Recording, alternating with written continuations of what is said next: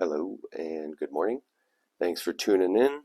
It's Wednesday, July 24th, and I just wanted to begin today by getting straight into our topic, which is something I've actually covered on this channel consistently since day one. Well, day one of the first upload, that is. But from day one of the first upload to today, I've had a consistent message and throughput. And I know it's not clear or apparent, and it's not that I try to contradict myself or be difficult or take up anyone's time. It's just when you're dealing with the most complex subject matter in the world, it sort of demands a thorough mapping and exploration of the territory and the values that sort of define or drive or are a part of the forces therein. So, anyway, a lot of my subject matter has been on the corporation state, about modern Western and American life and humanity and our psychology and how we fit into this structure that is primarily based on franchise, turning everything into product and service and not perpetual service, which doesn't just take everyone's money, but also everyone's time, right? This is part of the issue. It's one thing for someone to say, okay, here's take my money for a product. It's another thing to say, okay, we'll take everything you give us and more, meaning also infinite delegation of authority, such as exemplified in a literary classic like George Orwell's 1984, where you see the infinite outward deferral of authority, kind of like it goes from that Kafka-esque indifference and veiled hatred to like just the society being primarily run on this hatred of yet at the same time we've gone from an overtly tyrannical system where once upon a time you needed police, more and more police or authoritarians, to a system of conditioning and marketing where people are taught and bred and trained in mass to consume and to act in usually one of two choices as predicated on a system in life that has been designed and prefabricated for them. So that's a lot in a nutshell, but basically what this is, what it is, what the corporation state is, with everything that it promises, everything that it sells, it's a new idol, right? So I have a book here, something like Very Hairy, Scary, Merry Fairyland by Rumpelstiltskin. And there's this chapter in here called The New Idol. So I'm going to read this, and I think it illustrates a clear picture. Somewhere there are still peoples and herds, but not with us, my brethren. Here there are states. A state? What is that? Well, open now your ears unto me, for now will I say unto you my word concerning the death of peoples. A state is called the coldest of all cold monsters. Coldly lieth it also, and this lie creepeth from the mouth. I, the state, am the people. It is a lie. Creators were the creators who created people and hung a faith and a love over them.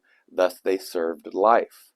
Destroyers are they who lay snares for the many and call it the state. They hang a sword and 100 carvings over them, and 100 cravings over them.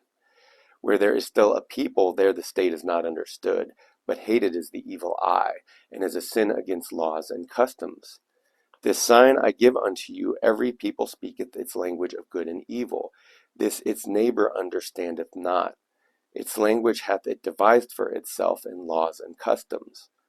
But the state lieth in all languages of good and evil, and whatever it said it lieth, and whatever it hath stolen. Right? So when he writes, but the state lieth in all languages of good and evil, that's double speak. That's double think. And it's actually as old as civilization and the state itself. It goes all the way back to the Greeks. Um, but the state lieth in all languages. False is everything in it. With stolen teeth it biteth. The biting one. Faith, false are even its bowels. Confusion of language of good and evil. Right? There you go. There it is. Double speak. Confusion of language of good and evil. This sign I give unto you as the sign of the state. Verily, the will to death indicate this sign. Verily, it beckoneth unto the preachers of death. Many too many are born, for the superfluous ones was the state devised. See just how it enticeth them to it, the many too many, how it swalloweth and cheweth and recheweth them.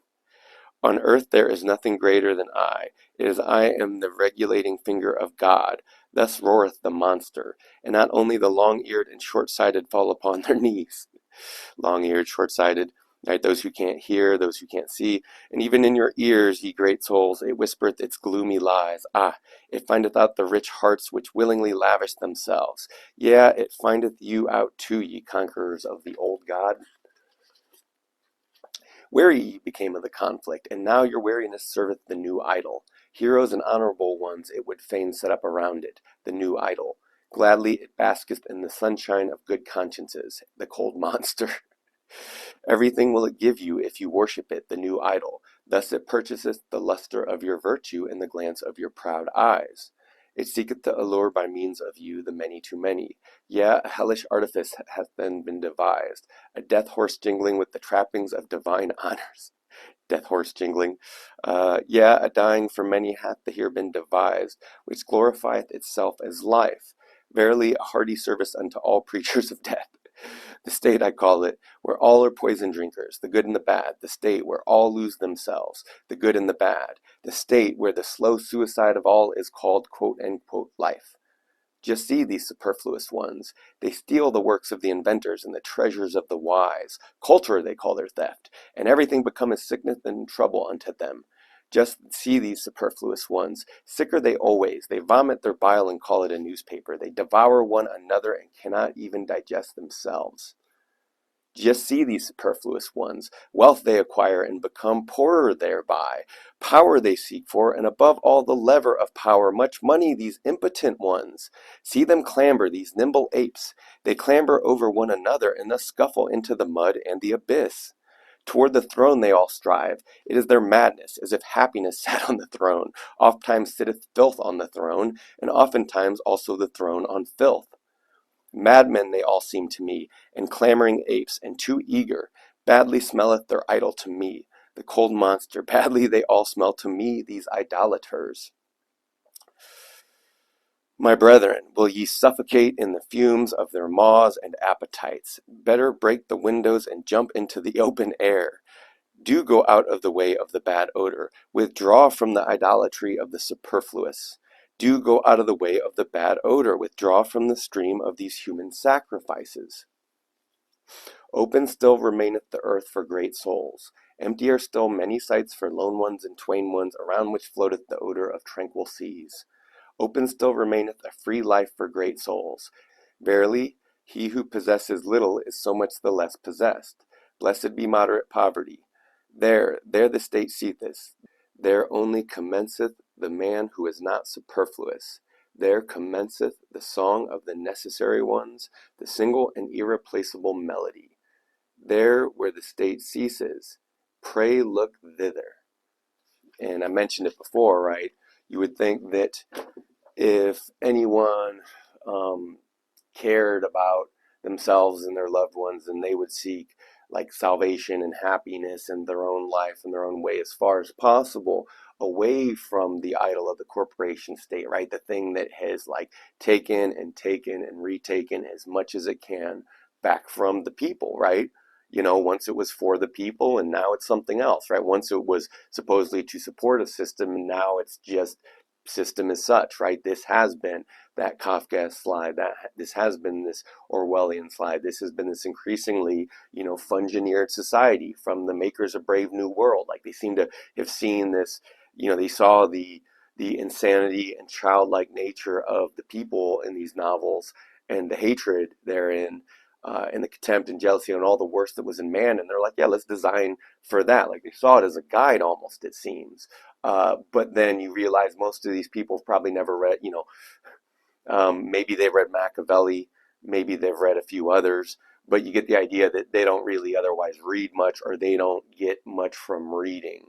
And I mean that by the lack of artistry and style, as well as, well, just how embarrassing this country really is. Anyway, there's still things to laugh about, and the earth remains open for great souls. So I hope you have a wonderful day. I'll be back with more poetry, more literary analysis. Thanks for your time, thanks for your attention, and have a good one.